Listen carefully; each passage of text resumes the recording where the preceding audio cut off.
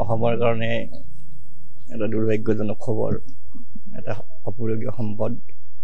অকল মোৰ ঘৰ নহয়, গোটেই অসমবাসী হেৰুৱালে আজি। তাই আজি 6:15 তাৰ খবৰটো বোলে ডক্টৰে দিলে। তাত মোৰ সৰু ভাইটি বিপুল শৰ্মাৰ ল'ৰা দুজন আছে, সিহঁত মেচিয়ৰ্ড ল'ৰা, আৰু তেওঁৰ মিছেছ আছে জিনা। গতিকে আনাৰ কাৰণে প্ৰস্তুতি চলাই আছে আৰু কেনেকৈ অনা যায়। এতিয়া মানে ধৰক আজিতো নহয় আৰু সম্ভৱ নহয় কিজানি, কাৰণ কিছুমান নিয়ম নীতিৰ কথা আছে, NOCৰ কথা আছে।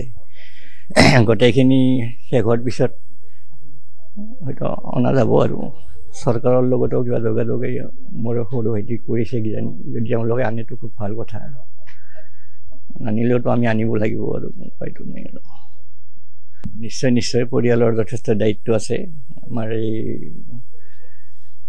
জীৱনৰ তাৰমানে এই কলা অধ্যায়টো শেষ হৈ যাওক, যোৱাৰ পিছত আমি তাৰ যিখিনি তাৰ সৃষ্টিৰাজি গোটেইখিনি আমি সংৰক্ষণ কৰি কিবা এটা কৰাৰ নিশ্চয় চেষ্টা কৰিম। আমি ইয়াতে কৰা হ'ব, ইয়াতে কৰিম। নলবাৰীলৈ হয়তো একবাৰ তাক নিব পৰা যাব ভবা হৈছে যদি সময় হয়, কাৰণ তাৰ নলবাৰীৰ গড়েমাৰাখন বৰ প্ৰিয় আছিল, গাঁও বৰ প্ৰিয় আছিল, গছ লতিকা ফুলপাত খুব ভাল পাইছিল সি, আৰু তাতেই জন্ম হৈছিল মেইন কথা।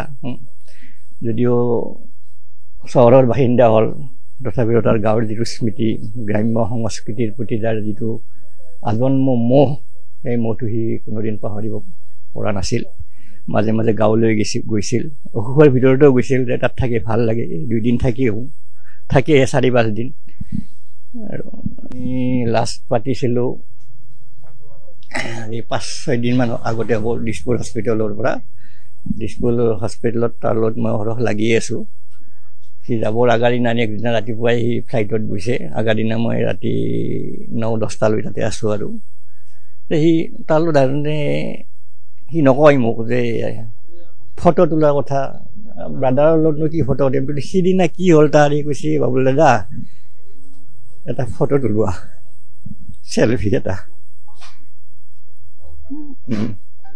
সি মোৰ লগত 2-3টা চেলফি উঠিছে।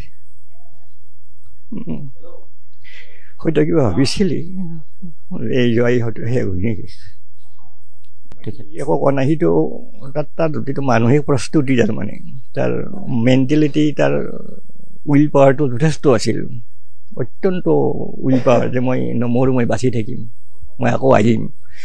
গতিকে সেইকাৰণে হয়তো সি যোৱাৰ আগত একো কোৱা নাই আৰু, মানে সি মৰিব এনেকুৱা ধৰণৰ ভাৱ তাৰ নায়েই জীৱনত।